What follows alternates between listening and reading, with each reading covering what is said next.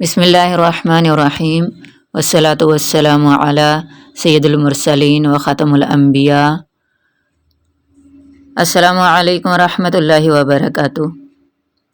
معزز ناظرین، مغربی تہذیب کی برگپاشیوں اور جلوہ سامانیوں نے اہل مشرق کی عموماً اور مسلمانوں کی نظروں کو خصوصاً جس طرح خیرہ کیا ہے وہ اب کوئی ڈھکی چھپی بات نہیں، اور عریانی نے جس سیل رواں کی شکل اختیار کی ہے اس نے ہماری ملی اور دینی اقدار کو خس و خاشاک کی طرح بہا دیا ہے۔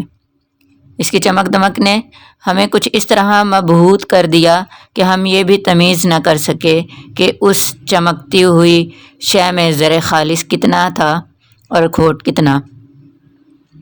اس تیز و تند سیلاب کے مقابلہ میں ہم اتنے بے بس ہو کر رہ گئے ہیں کہ ہماری اکثریت نے اپنے آپ کو پوری طرح اس کے حوالے کر دیا۔ نتیجتاً ہمارا معاشرہ تلپٹ ہو گیا اور ہمارے خاندانی نظام کا شیرازہ کچھ اس طرح منتشر ہوا کہ کوچہ کوچہ ہماری اس تہذیبی خودکشی پر نوحہ کر رہا ہے۔ مولانا سید ابو الاعلیٰ مودودی ان بابصیرت اصحاب میں سے ہیں جنہوں نے اس سیلاب بلاخیز کی تباہ کاریوں کا بروقت اندازہ لگا کر ملت کو اس عظیم خطرہ سے متنبہ کیا اور اسے روکنے کے لیے مضبوط بند باندھنے کی کوشش کی۔ کتاب پردہ آپ کی انہی کوششوں کی آئینہ دار ہے۔ عصر حاضر میں اس موضوع پر اب تک جتنی کتابیں لکھی گئی ہیں، پردہ ان میں ممتاز مقام رکھتی ہے۔ اس کا دلنشین انداز بیاں، پرزور استدلال اور حقائق سے لبریز تجزیہ اپنے اندر وہ کشش رکھتا ہے کہ کٹر سے کٹر مخالف بھی قائل ہوئے بغیر نہیں رہتا۔ یہی وجہ ہے کہ پورے عالم اسلام میں اس کتاب کو جو مقبولیت حاصل ہوئی وہ بہت کم کتابوں کو نصیب ہوئی ہے۔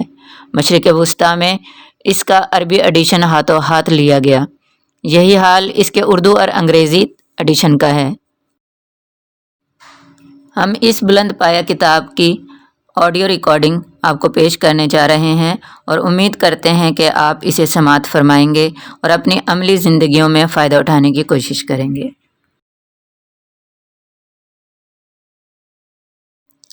نوعیت مسئلہ: انسانی تمدن کے سب سے مقدم اور سب سے زیادہ پیچیدہ مسئلے دو ہیں جن کے صحیح اور متوازن حل پر انسان کی فلاح و ترقی کا انحصار ہے، اور جن کے حل کرنے میں قدیم ترین زمانے سے لے کر آج تک دنیا کے حکماء و عقلاء پریشان و سرگردہ رہے ہیں۔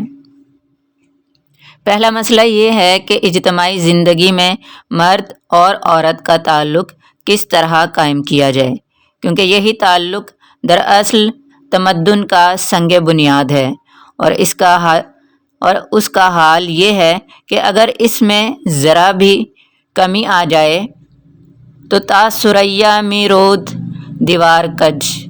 اور دوسرا مسئلہ فرد اور جماعت کے تعلق کا ہے، جس کا تناسب قائم کرنے میں اگر ذرا سی بے اعتدالی بھی باقی رہ جائے تو صدیوں تک عالم انسانی کو اس کے تلخ نتائج بھگتنا پڑتے ہیں۔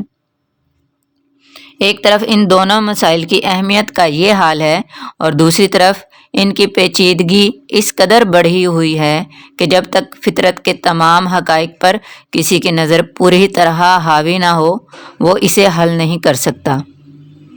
سچ کہا تھا جس نے کہا تھا کہ انسان عالم اصغر ہے۔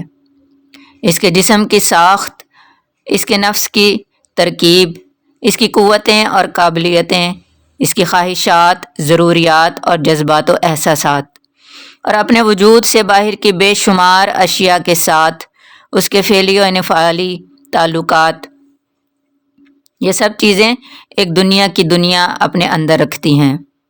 انسان کو پوری طرح نہیں سمجھا جا سکتا جب تک کہ اس دنیا کا ایک ایک گوشہ نگاہ کے سامنے روشن نہ ہو جائے، اور انسانی زندگی کے بنیادی مسائل حل نہیں کیے جا سکتے جب تک کہ خود انسان کو پوری طرح نہ سمجھ لیا جائے۔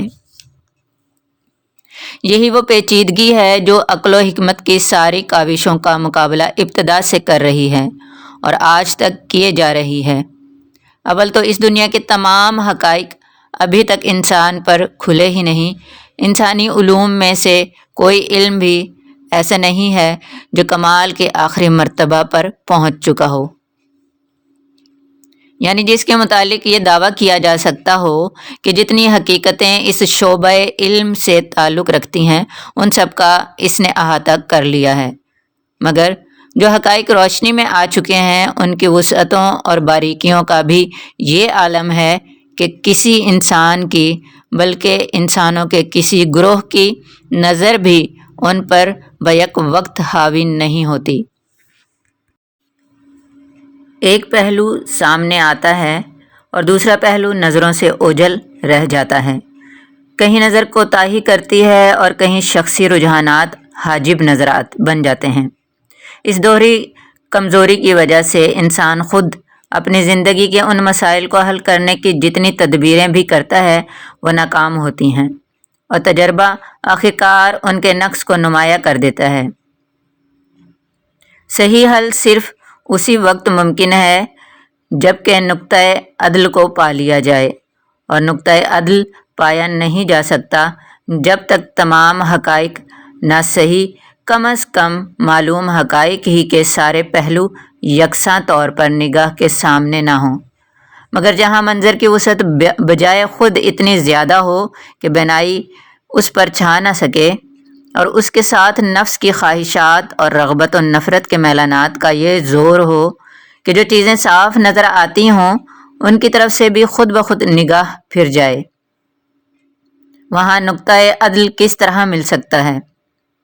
وہاں تو جو حل بھی ہوگا اس میں لا محالہ افراط پائی جائے گی یا تفریط۔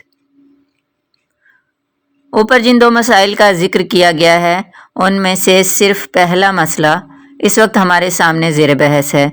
اس باب میں جب ہم تاریخ پر نگاہ ڈالتے ہیں تو ہمیں افراط اور تفریط کی کھینچ تان کا ایک عجیب سلسلہ نظر آتا ہے۔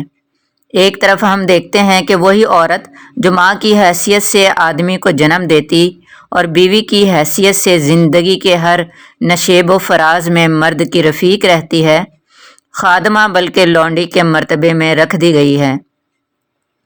اسے بیچا اور خریدا جاتا ہے، اسے ملکیت اور وراثت کے تمام حقوق سے محروم رکھا جاتا ہے، اسے گناہ اور ذلت کا مجسمہ سمجھا جاتا ہے، اور اس کی شخصیت کو ابھرنے اور نشو نما پانے کا کوئی موقع نہیں دیا جاتا۔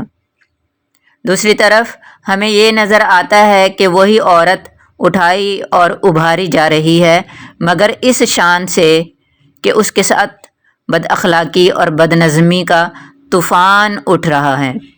وہ حیوانی خواہشات کا کھلونا بنائی جاتی ہے، اسے واقعی شیطان کی ایجنٹ بنا کر رکھ دیا جاتا ہے، اور اس کے ابھرنے کے ساتھ انسانیت کے گرنے کا سلسلہ شروع ہو جاتا ہے۔ ان دونوں انتہاؤں کو ہم محض نظری حیثیت سے افراط و تفریط کے ناموں سے معصوم نہیں کرتے، بلکہ تجربہ جب ان کے مضر نتائج کا پورا ریکارڈ ہمارے سامنے لا کر رکھ دیتا ہے، تب ہم اخلاق کی زبان میں ایک انتہا کو افراط اور دوسری کو تفریط کہتے ہیں۔ تاریخ کا پس منظر جس کی طرف ہم نے اشارہ کیا ہے ہمیں یہ دکھاتا ہے کہ جب ایک قوم وحشت کے دور سے نکل کر تہذیب و حضارت کی طرف بڑھتی ہے تو اس کی عورتیں لونڈیوں اور خدمت گاروں کی حیثیت سے اس کے مردوں کے ساتھ ہوتی ہیں۔ ابتدا میں بدویانہ طاقتوں کا زور اسے آگے بڑھائے لیے جاتا ہے، مگر تمدنی ترقی کی ایک خاص منزل پر پہنچ کر اسے محسوس ہوتا ہے کہ اپنے پورے نصف حصہ کو پستی کی حالت میں رکھ کر وہ آگے نہیں جا سکتی۔ اسے اپنی ترقی کی رفتار رکتی نظر آتی ہے، اور ضرورت کا احساس اسے مجبور کرتا ہے کہ اس نصف ثانی کو بھی نصف اول کے ساتھ چلنے کے قابل بنائے۔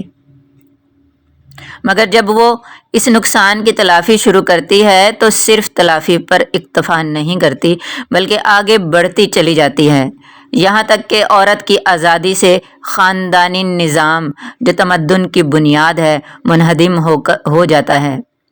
عورتوں اور مردوں کے اختلاط سے فواحش کا سیلاب پھوٹ پڑتا ہے، شہوانیت اور عیش پرستی پوری قوم کے اخلاق کو تباہ کر دیتی ہے، اور اخلاقی تنزل کے ساتھ ساتھ ذہنی، جسمانی اور مادی قوتوں کا تنزل بھی لازمی طور پر رونما ہوتا ہے، جس کا آخری انجام ہلاکت و بربادی کے سوا کچھ نہیں۔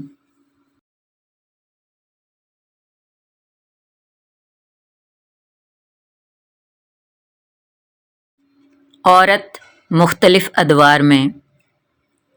یہاں اتنی گنجائش نہیں ہے کہ تاریخ سے اس کی مثالیں زیادہ تفصیل کے ساتھ دی جا سکیں، مگر توضیح مدعا کے لیے 2-4 مثالیں ناگزیر ہیں۔ پہلی مثال یونان کی۔ اقوام قدیمہ میں سے جس قوم کی تہذیب سب سے زیادہ شاندار نظر آتی ہے وہ اہل یونان ہیں۔ اس قوم کے ابتدائی دور میں اخلاقی نظریہ، قانونی حقوق اور معاشرتی برتاؤ ہر اعتبار سے عورت کی حیثیت بہت گری ہوئی تھی۔ یونانی خرافیات میں ایک خیالی عورت پینڈورا کو اسی طرح تمام انسانی مصائب کا موجب قرار دیا گیا تھا جس طرح یہودی خرافات میں حضرت حوا علیہ السلام کو قرار دیا گیا ہے۔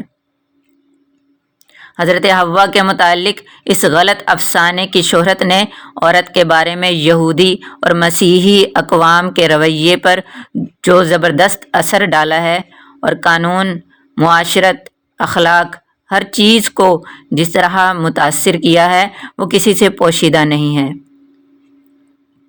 قریب قریب ایسا ہی اثر پینڈورا کے توہم کا یونانی ذہن پر بھی ہوا تھا۔ ان کی نگاہ میں عورت ایک ادنیٰ درجہ کی مخلوق تھی۔ معاشرت کے ہر پہلو میں اس کا مرتبہ گرا ہوا رکھا گیا تھا، اور عزت کا مقام مرد کے لیے مخصوص تھا۔ تمدنی ارتقاء کے ابتدائی مراحل میں یہ طرز عمل تھوڑی سی ترمیم کے ساتھ برقرار رہا۔ تہذیب اور علم کی روشنی کا صرف اتنا اثر ہوا کہ عورت کا قانونی مرتبہ تو جوں کا توں رہا، البتہ معاشرت میں اسے نسبتاً ایک بلند تر حیثیت دے دی گئی۔ وہ یونانی گھر کی ملکہ تھی، اس کے فرائض کا دائرہ گھر تک محدود تھا، اور ان حدود میں وہ پوری طرح با اقتدار تھی۔ اس کی عصمت ایک قیمتی چیز تھی جسے قدر و عزت کی نگاہ سے دیکھا جاتا تھا۔ شریف یونانیوں کے ہاں پردے کا رواج تھا۔ ان کے گھروں میں زنان خانے مردان خانوں سے الگ ہوتے تھے۔ ان کی عورتیں مخلوط محفلوں میں شریک نہ ہوتی تھیں، نہ منظر عام پر نمایاں کی جاتی تھیں۔ نکاح کے ذریعے سے کسی ایک مرد کے ساتھ وابستہ ہونا عورت کے لیے شرافت کا مرتبہ تھا اور اس کی عزت تھی، اور بے سوا بن کر رہنا اس کے لیے ذلت کا معجب سمجھا جاتا تھا۔ یہ اس زمانے کا حال تھا جب یونانی قوم خوب طاقتور تھی اور پورے زور کے ساتھ عروج و ترقی کی طرف جا رہی تھی۔ اس دور میں اخلاقی خرابیاں ضرور موجود تھیں، مگر ایک حد کے اندر تھیں۔ یونانی عورتوں سے اخلاق کی جس پاکیزگی اور طہارت و عصمت کا مطالبہ کیا جاتا تھا اس سے مرد مستثنیٰ تھے۔ ان سے نہ اس کا مطالبہ تھا اور نہ اخلاقاً کسی مرد سے یہ توقع کی جاتی تھی کہ وہ پاک زندگی بسر کرے گا۔ بے سوا طبقہ یونانی معاشرت کا ایک غیر منفک جزو تھا، اور اس طبقہ سے تعلق رکھنا مردوں کے لیے کسی طرح معیوب نہ سمجھا جاتا تھا۔ رفتہ رفتہ اہل یونان میں نفس پرستی اور شہوانیت کا غلبہ شروع ہوا، اور اس دور میں بے سوا طبقہ کو وہ عروج نصیب ہوا جس کی نظیر پوری انسانی تاریخ میں نہیں ملتی۔ رنڈی کا کوٹھا یونانی سوسائٹی کے ادنیٰ سے لے کر اعلیٰ طبقوں تک ہر ایک کا مرکز و مرجع بنا ہوا تھا۔ فلاسفہ، شعراء، مورخین، اہل ادب اور ماہرین فنون غرض تمام سیارے اسی آفتاب کے گرد گھومتے تھے۔ وہ نہ صرف علم و ادب کی محفلوں میں صدر نشین تھی، بلکہ بڑے بڑے سیاسی معاملات بھی اسی کے حضور میں طے ہوتے تھے۔ قوم کی زندگی و موت کا فیصلہ جن مسائل کے ساتھ وابستہ تھا ان میں اس عورت کی رائے دقیق سمجھی جاتی تھی، جس کی دو راتیں بھی کسی ایک شخص کے ساتھ وفاداری میں بسر نہ ہوتی تھیں۔ یونانیوں کے ذوق جمال اور حسن پرستی نے ان کے اندر شہوانیت کی آگ کو اور زیادہ بھڑکایا۔ وہ اپنے اس ذوق کا اظہار جن مجسموں یا آرٹ کے عریاں نمونوں میں کرتے تھے وہ ان کی شہوانیت کو اور زیادہ ہوا دیتے چلے جاتے تھے، یہاں تک کہ ان کے ذہن سے یہ تصور ہی محو ہو گیا تھا کہ شہوت پرستی بھی کوئی اخلاقی عیب ہے۔ ان کا معیار اخلاق اتنا بدل گیا تھا کہ بڑے بڑے فلاسفہ اور معلمین اخلاق بھی زنا اور فحش میں کوئی قباحت اور کوئی چیز قابل ملامت نہ پاتے تھے۔ عام طور پر یونانی لوگ نکاح کو ایک غیر ضروری رسم سمجھنے لگے تھے اور نکاح کے بغیر عورت اور مرد کا تعلق بالکل معقول سمجھا جاتا تھا، جسے کسی سے چھپانے کی ضرورت نہ تھی۔ آخرکار ان کے مذہب نے بھی ان کی حیوانی خواہشات کے آگے سپر ڈال دی۔ کام دیوی کی پرستش تمام یونان میں پھیل گئی، جس کی داستان ان کے خرافیات میں یہ تھی کہ ایک دیوتا کی بیوی ہوتے ہوئے اس نے 3 مزید دیوتاؤں سے آشنائی کر رکھی تھی اور ان کے ماں سوا ایک فانی انسان کو بھی اس کی جناب میں سرفرازی کا فخر حاصل تھا۔ اسی کے بطن سے محبت کا دیوتا کیوپڈ پیدا ہوا، جو ان دیوی صاحبہ اور ان کے غیر قانونی دوست کی باہمی لگاوٹ کا نتیجہ تھا۔ یہ اس قوم کی ایک معبودہ تھی اور اندازہ کیا جا سکتا ہے کہ جو قوم ایسے کریکٹر کو نہ صرف مثال، آئیڈیل، بلکہ معبودیت تک کا درجہ دے دے اس کے معیار اخلاق کی پستی کا کیا عالم ہوگا۔ یہ اخلاقی انحطاط کا وہ مرتبہ ہے جس میں گرنے کے بعد کوئی قوم پھر کبھی نہ ابھر سکی۔ ہندوستان میں بام مارگ اور ایران میں مزوکیت کا ظہور ایسے ہی انحطاط کے دور میں ہوا۔ بابل میں بھی کعبہ گری کو مذہبی تقدس کا درجہ ایسے ہی حالات میں حاصل ہوا، جس کے بعد پھر دنیا نے کبھی بابل کا نام افسانہ ماضی کے سوا کسی دوسری حیثیت سے نہ سنا۔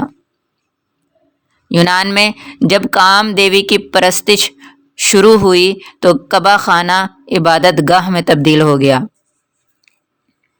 فاحشہ عورتیں دیو داسیاں بن گئیں اور زنا ترقی کر کے ایک مقدس مذہبی فعل کے مرتبے تک پہنچ گیا۔ اسی شہوت پرستی کا ایک دوسرا مظہر یہ تھا کہ یونانی قوم میں عمل قوم لوط ایک وبا کی طرح پھیلا اور مذہب و اخلاق نے اس کا بھی خیر مقدم کیا۔ ہومر اور ہیولیڈ کے عہد میں اس فعل کا نام و نشان تک نہیں ملتا، مگر تمدن کی ترقی نے جب آرٹ اور ذوق جمال کے مذہب ناموں سے عریانی اور لذات نفس کی بندگی کو سراہنا شروع کیا تو شہوانی جذبات کا اشتعال بڑھتے بڑھتے اس حد تک پہنچ گیا کہ فطرت کے راستہ سے تجاوز کر کے یونانیوں کو خلاف وضع فطرت میں تسکین کی جستجو کرنا پڑی۔ آرٹ کے ماہروں نے اس جذبہ کو مجسموں میں نمایاں کیا۔ معلمین اخلاق نے اسے 2 شخصوں کے درمیان دوستی کا مضبوط رشتہ قرار دیا۔ سب سے پہلے 2 یونانی انسان جو اس قدر کے مستحق سمجھے گئے کہ ان کے اہل وطن ان کے مجسمے بنا کر ان کی یاد تازہ رکھیں، وہ ہرموڈیس اور ارسٹوگیٹن تھے، جن کے درمیان غیر فطری محبت کا تعلق تھا۔ تاریخ کی شہادت تو یہی ہے کہ اس دور کے بعد یونانی قوم کو زندگی کا کوئی دوسرا دور پھر نصیب نہیں ہوا۔ اب پڑھتے ہیں تاریخ روم کی۔ یونانیوں کے بعد جس قوم کو دنیا میں عروج نصیب ہوا وہ اہل روم تھے۔ یہاں پھر وہی اتار چڑھاؤ کا مرقع ہمارے سامنے آتا ہے جو اوپر آپ دیکھ چکے ہیں۔ رومی لوگ وحشت کی تاریکی سے نکل کر جس تاریخ کے روشن منظر پر نمودار ہوتے ہیں تو ان کے نظام معاشرت کا نقشہ یہ ہوتا ہے کہ مرد اپنے خاندان کا سردار ہے، اسے اپنی بیوی بچوں پر پورے حقوق مالکانہ حاصل ہیں، بلکہ بعض حالات میں وہ بیوی کو قتل کر دینے کا بھی مجاز ہے۔ جب وحشت کم ہوئی اور تمدن اور تہذیب میں رومیوں کا قدم آگے بڑھا تو اگرچہ قدیم خاندانی نظام بدستور قائم رہا مگر عملاً اس کی سختیوں میں کچھ کمی واقع ہوئی اور ایک حد تک اعتدالی حالت پیدا ہوتی گئی۔ رومی جمہوریت کے زمانے عروج میں یونان کی طرح پردے کا رواج تو نہ تھا مگر عورت اور جوان نسل کو خاندانی نظام میں کس کر رکھا گیا تھا۔ عصمت و عفت خصوصاً عورت کے معاملہ میں ایک قیمتی چیز تھی اور اسے معیار شرافت سمجھا جاتا تھا۔ اخلاق کا معیار کافی بلند تھا۔ ایک مرتبہ رومی سینٹ کے ایک ممبر نے اپنی بیٹی کے سامنے اپنی بیوی کا بوسہ لیا تو اسے قومی اخلاق کی سخت توہین سمجھا گیا اور سینٹ میں اس پر ملامت کا ووٹ پاس کیا گیا۔ عورت اور مرد کے تعلق کی جائز اور شریفانہ صورت نکاح کے سوا کوئی نہ تھی۔ ایک عورت اسی وقت عزت کی مستحق ہو سکتی تھی جبکہ وہ ایک خاندان کی ماں ہو۔ بے سوا طبقہ اگرچہ موجود تھا اور مردوں کو ایک حد تک اس طبقہ سے ربط رکھنے کی آزادی بھی تھی مگر عام رومیوں کی نگاہ میں اس کی حیثیت نہایت ذلیل تھی اور اس سے تعلق رکھنے والے مردوں کو بھی اچھی نظر سے نہ دیکھا جاتا تھا۔ تہذیب و تمدن کی ترقی کے ساتھ ساتھ اہل روم کا نظریہ عورت کے بارے میں بدلتا چلا گیا اور رفتہ رفتہ نکاح و طلاق کے قوانین اور خاندانی نظام کی ترکیب میں اتنا تغیر رونما ہوا کہ صورتحال سابق حالات کے بالکل برعکس ہو گئی۔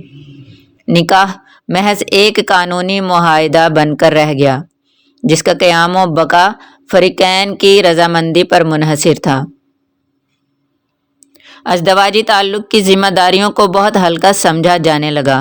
عورت کو وراثت اور ملکیت مال کے پورے حقوق دے دیے گئے اور قانون نے اسے باپ اور شوہر کے اقتدار سے بالکل آزاد کر دیا۔ رومی عورتیں معاشی حیثیت سے نہ صرف خود مختار ہو گئیں بلکہ قومی دولت کا ایک بڑا حصہ بتدریج ان کے حیطۂ اختیار میں چلا گیا۔ وہ اپنے شوہروں کو بھاری شرح سود پر قرض دیتی تھیں اور مالدار عورتوں کے شوہر عملاً ان کے غلام بن کر رہ جاتے تھے۔ طلاق کی آسانیاں اس قدر بڑھیں کہ بات بات پر ازدواج کا رشتہ توڑا جانے لگا۔ مشہور رومی فلسفی و مدبر سینیکا سختی کے ساتھ رومیوں کی کثرت طلاق پر ماتم کرتا ہے۔ وہ کہتا ہے کہ اب روم میں طلاق کوئی بڑی شرم کے قابل چیز نہیں رہی۔ عورتیں اپنی عمر کا حساب شوہروں کی تعداد سے لگاتی ہیں۔ اس دور میں عورت یک کے بعد دیگرے کئی شادیاں کرتی جاتی تھی۔ مارشل ایک عورت کا ذکر کرتا ہے جو 10 خاوند کر چکی تھی۔ جودنیل ایک عورت کے متعلق لکھتا ہے کہ اس نے 5 سال میں 8 شوہر بدلے۔ سینٹ جروم ان سب سے زیادہ ایک باکمال عورت کا حال لکھتا ہے جس نے آخری بار 30واں شوہر کیا تھا اور اپنے شوہر کی بھی وہ 21ویں بیوی تھی۔ اس دور میں عورت اور مرد کے غیر نکاحی تعلق کو معیوب سمجھنے کا خیال بھی دلوں سے نکلتا چلا گیا، یہاں تک کہ بڑے بڑے معلمین اخلاق بھی زنا کو ایک معمولی چیز سمجھنے لگے۔ کیٹو جسے 184 عیسوی قبل مسیح میں روم کا محتسب اخلاق مقرر کیا گیا تھا، صریح طور پر جوانی کی آوارگی کو حق بجانب ٹھہراتا ہے۔ سسرو جیسا شخص نوجوانوں کے لیے اخلاق کے بند ڈھیلے کرنے کی سفارش کرتا ہے، حتیٰ کہ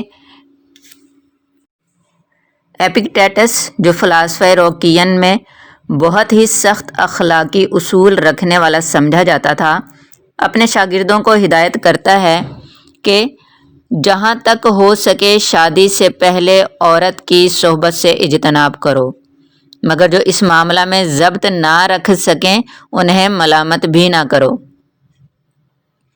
اخلاق اور معاشرت کے بند جب اتنے ڈھیلے ہو گئے تو روم میں شہوانیت، عریانی اور فواہش کا سیلاب پھوٹ پڑا۔ تھیٹروں میں بے حیائی و عریانی کے مظاہرے ہونے لگے۔ ننگی اور نہایت فحش تصویریں ہر گھر کی زینت کے لیے ضروری ہو گئیں۔ کعبہ گری کے کاروبار کو وہ فروغ نصیب ہوا کہ قیصر ٹائبیریس کے عہد میں مزید معزز خاندانوں کی عورتوں کو پیشہ ور طوائف بننے سے روکنے کے لیے ایک قانون نافذ کرنے کی ضرورت پیش آ گئی۔ فلورا نامی ایک کھیل رومیوں میں نہایت مقبول ہوا کیونکہ اس میں برہنہ عورتوں کی دوڑ ہوا کرتی تھی۔ عورتوں اور مردوں کے برسر عام یکجا غسل کرنے کا رواج بھی اس دور میں عام تھا۔ رومی لٹریچر میں فحش اور عریاں مضامین بے تکلف بیان کیے جاتے تھے، اور عوام و خواص میں وہی ادب مقبول ہوتا تھا جس سے استعارہ و کنایہ تک کا پردہ نہ رکھا گیا ہو۔ بہیمی خواہشات سے اس قدر مغلوب ہو جانے کے بعد روم کا قصر عظمت ایسا پیوند خاک ہوا کہ پھر اس کی ایک اینٹ بھی اپنی جگہ پر قائم نہ رہی۔ اب پڑھتے ہیں مسیحی یورپ کے بارے میں۔ مغربی دنیا کے اس اخلاقی انحطاط کا علاج کرنے کے لیے مسیحیت پہنچی، اور اول اس نے بڑی اچھی خدمات انجام دیں۔ فواہش کا انسداد کیا، عریانی کو زندگی کے ہر شعبے سے نکالا، کعبہ گری کو بند کرنے کی تدبیریں کیں، طوائف مغینہ اور رقاصہ عورتوں کو ان کے پیشہ سے توبہ کرائی، اور پاکیزہ اخلاقی تصورات لوگوں میں پیدا کیے۔ مگر عورت اور صنفی تعلقات کے بارے میں آبائی مسیحیین جو نظریات رکھتے تھے وہ انتہا پسندی کی بھی انتہا تھے، اور ساتھ ہی فطرت انسانی کے خلاف اعلان جنگ بھی۔ ان کا ابتدائی اور بنیادی نظریہ یہ تھا کہ عورت گناہ کی ماں اور بدی کی جڑ ہے، مرد کے لیے معصیت کی تحریک کا سرچشمہ اور جہنم کا دروازہ ہے۔ تمام انسانی مصائب کا آغاز اسی سے ہوا ہے۔ اس کا عورت ہونا ہی اس کے شرمناک ہونے کے لیے کافی ہے۔ اسے اپنے حسن و جمال پر شرمانا چاہیے کیونکہ وہ شیطان کا سب سے بڑا ہتھیار ہے۔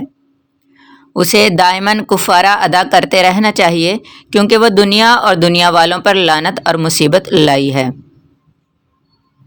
ترتولیاں کی جو ابتدائی دور کے آئمہ مسیحیت میں سے تھا، عورت کے متعلق مسیحی تصور کی ترجمانی ان الفاظ میں کرتا ہے: وہ شیطان کے آنے کا دروازہ ہے، وہ شجر ممنوع کی طرف لے جانے والی، خدا کے قانون کو توڑنے والی اور خدا کی تصویر مرد کو غارت کرنے والی ہے۔ کرائسوسٹم، جو مسیحیت کے اولیاء کبار میں شمار کیا جاتا ہے، عورت کے حق میں کہتا ہے: ایک ناگزیر برائی، ایک پیدائشی وسوسہ، ایک مرغوب آفت، ایک خانگی خطرہ، ایک غارت گر دل ربائی، ایک آراستہ مصیبت۔ ان کا دوسرا نظریہ یہ تھا کہ عورت اور مرد کا صنفی تعلق بجائے خود ایک نجاست اور قابل اعتراض چیز ہے، خواہ وہ نکاح کی صورت ہی میں کیوں نہ ہو۔ اخلاق کا یہ راہبانہ تصور پہلے سے اشراقی فلسفہ کے زیر اثر مغرب میں جڑ پکڑ رہا تھا۔ مسیحیت نے آ کر اسے حد کو پہنچا دیا۔ اب تجرد اور دوشیزگی معیار اخلاق قرار پائی، اور تاحل کی زندگی اخلاقی اعتبار سے پست اور ذلیل سمجھی جانے لگی۔ لوگ ازدواج سے پرہیز کرنے کو تقویٰ، تقدس اور بلندی اخلاق کی علامت سمجھنے لگے۔ پاک مذہبی زندگی بسر کرنے کے لیے یہ ضروری ہو گیا کہ یا تو آدمی نکاح ہی نہ کرے، اگر نکاح کر لیا ہو تو میاں اور بیوی ایک دوسرے سے زن و شوہر کا تعلق نہ رکھیں۔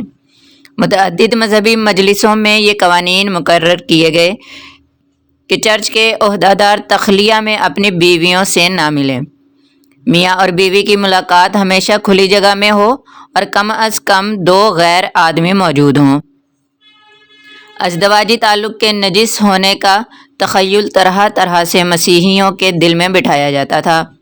مثلاً ایک قاعدہ یہ تھا کہ جس روز چرچ کا کوئی تہوار ہو اس سے پہلے کی رات جس میاں بیوی نے یکجا گزاری ہو وہ تہوار میں شریک نہیں ہو سکتے، گویا انہوں نے کسی گناہ کا ارتکاب کیا ہے جس سے آلودہ ہونے کے بعد وہ کسی مقدس مذہبی کام میں حصہ لینے کے قابل نہیں رہے۔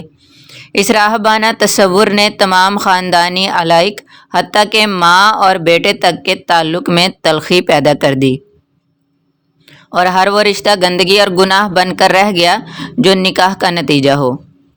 ان دونوں نظریات نے نہ صرف اخلاق اور معاشرت میں عورت کی حیثیت حد سے زیادہ گرا دی بلکہ تمدنی قوانین کو بھی اس درجہ متاثر کیا کہ ایک طرف ازدواجی زندگی مردوں اور عورتوں کے لیے مصیبت بن کر رہ گئی اور دوسری طرف سوسائٹی میں عورت کا مرتبہ ہر حیثیت سے پست ہو گیا۔ مسیحی شریعت کے زیر اثر جتنے قوانین مغربی دنیا میں جاری ہوئے ان سب کی خصوصیات یہ تھیں۔ نمبر 1، معاشی حیثیت سے عورت کو بالکل بے بس کر کے مردوں کے قابو میں دے دیا گیا۔ وراثت میں اس کے حقوق نہایت محدود تھے اور ملکیت میں اس سے بھی زیادہ محدود۔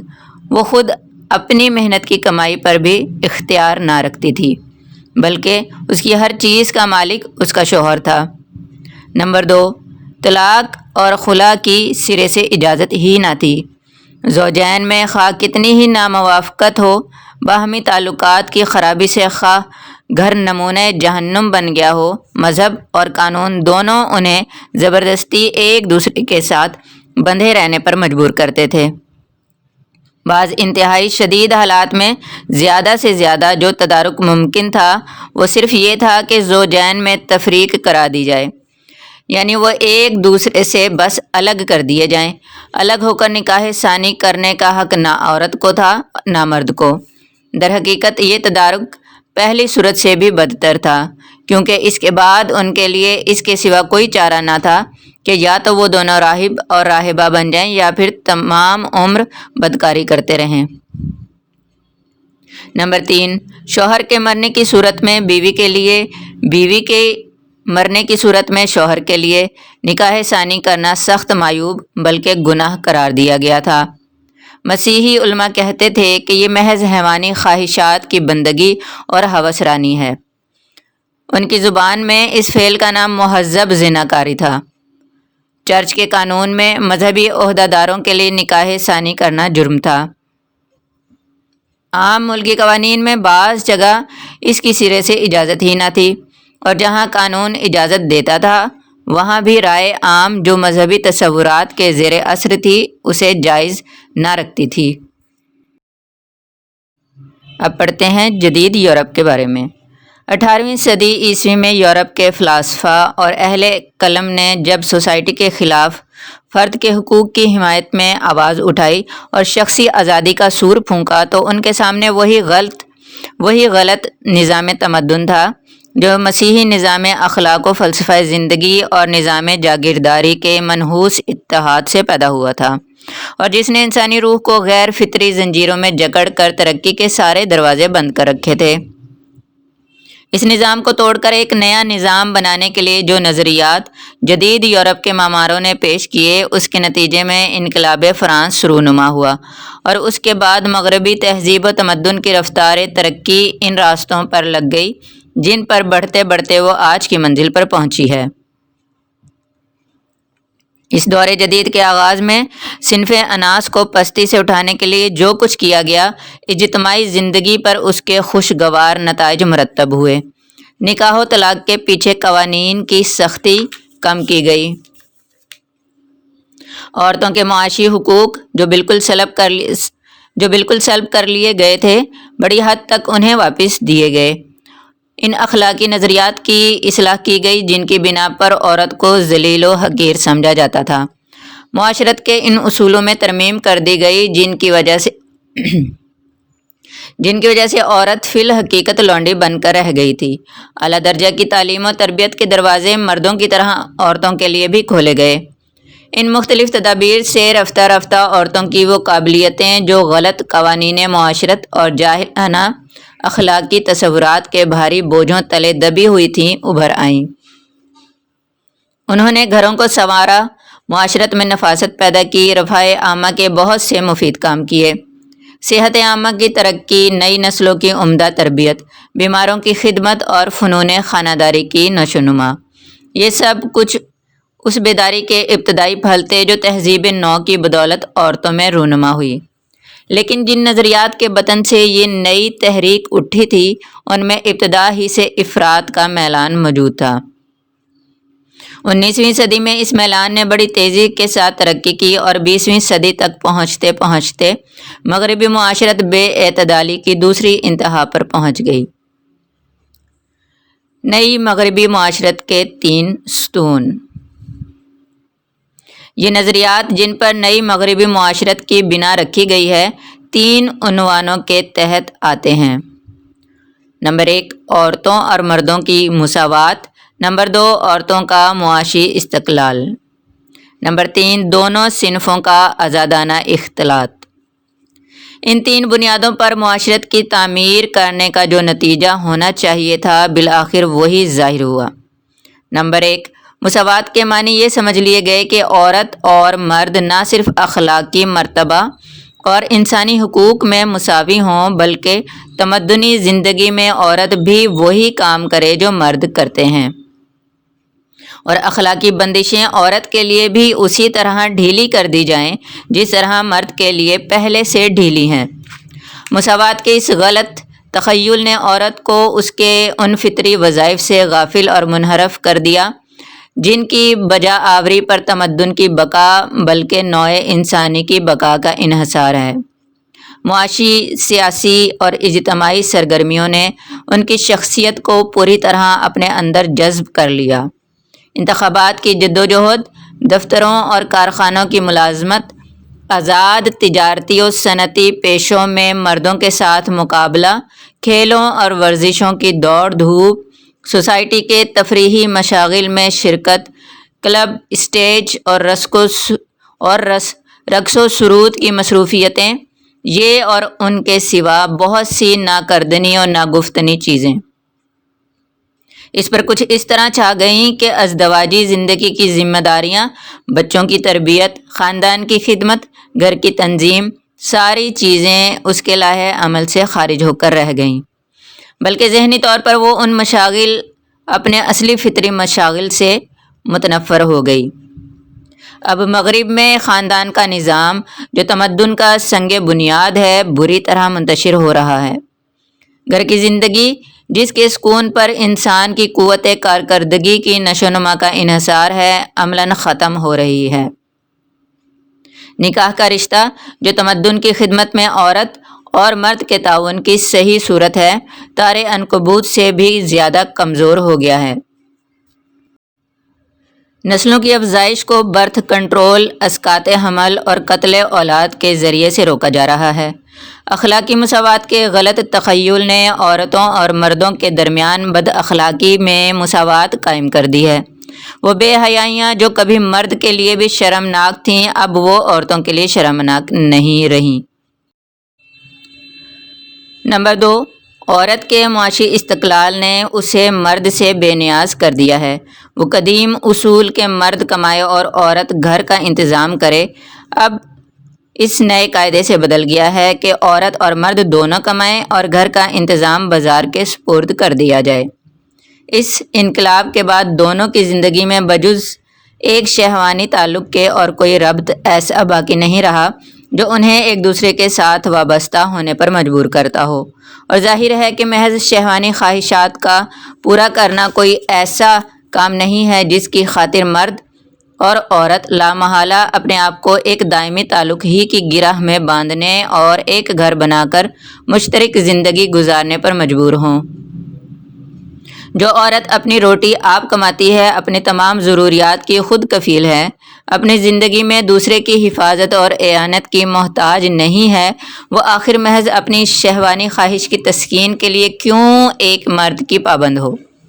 کیوں اپنے اوپر بہت سی اخلاقی اور قانونی بندشیں عائد کرے؟ کیوں ایک خاندان کی ذمہ داریوں کا بوجھ اٹھائے؟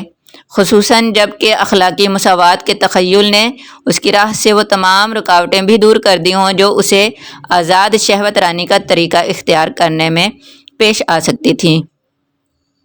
تو وہ اپنی خواہشات کی تسکین کے لیے آسان، پرلطف اور خوش نما راستہ چھوڑ کر قربانیوں اور ذمہ داریوں کے بوجھ سے لدا ہوا پرانا دقیانوسی راستہ کیوں اختیار کرے؟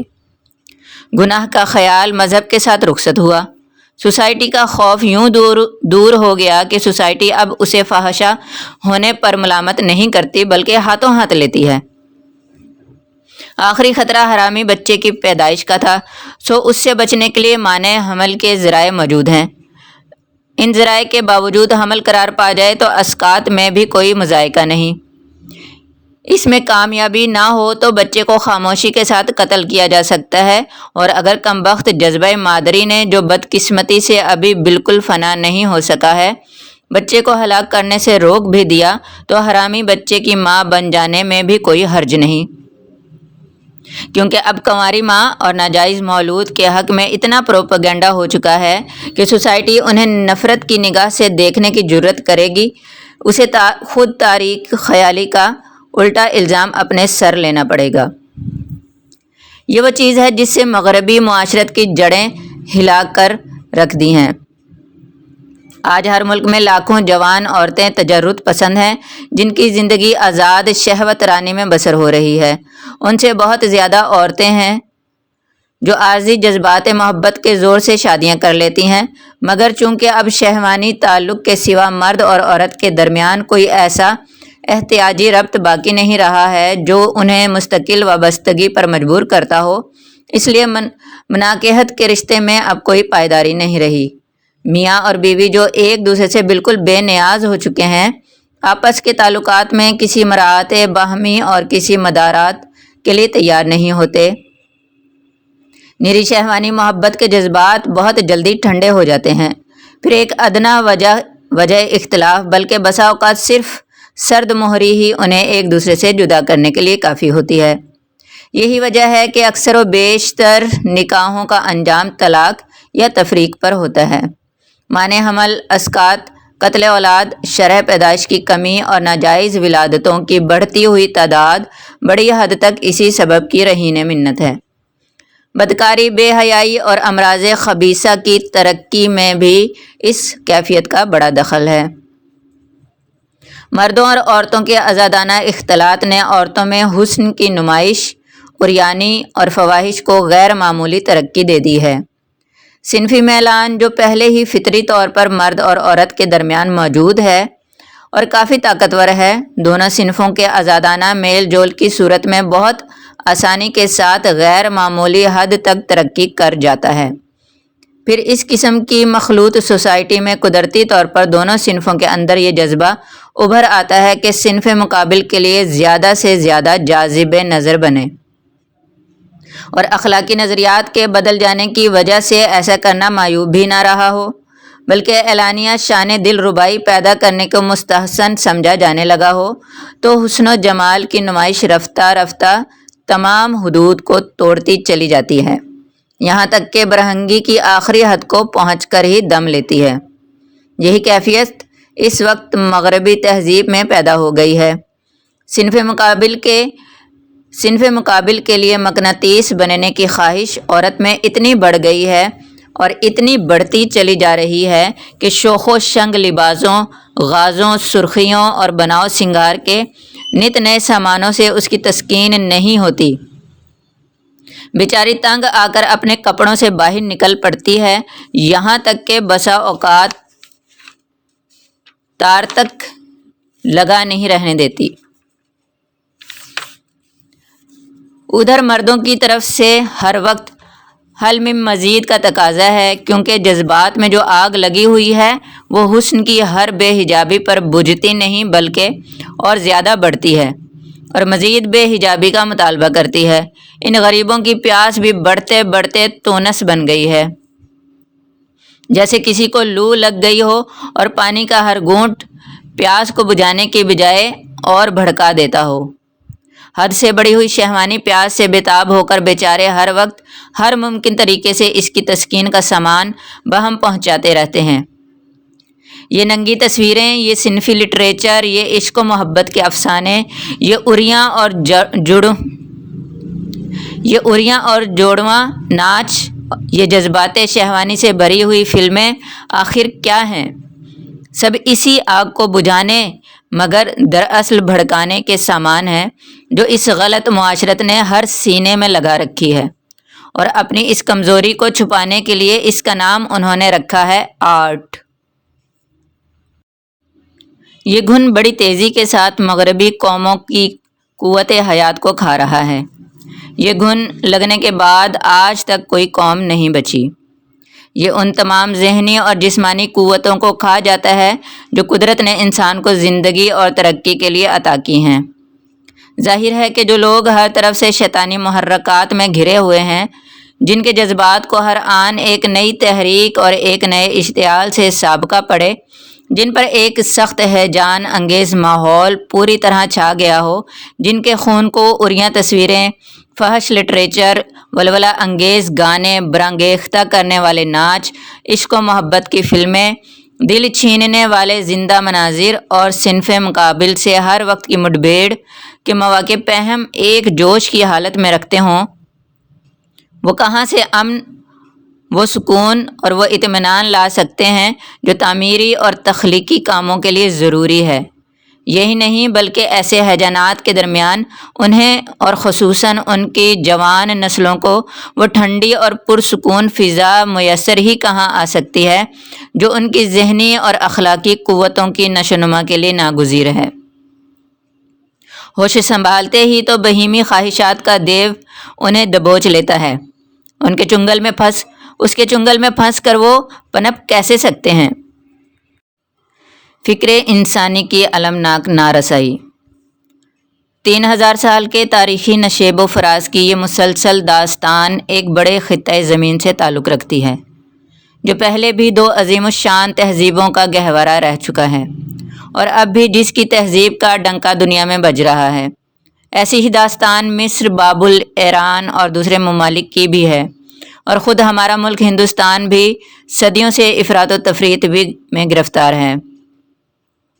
ایک طرف عورت داسی بنائی جاتی ہے، مرد اس کا سوامی اور پتی دیو یعنی مالک اور معبود بنتا ہے۔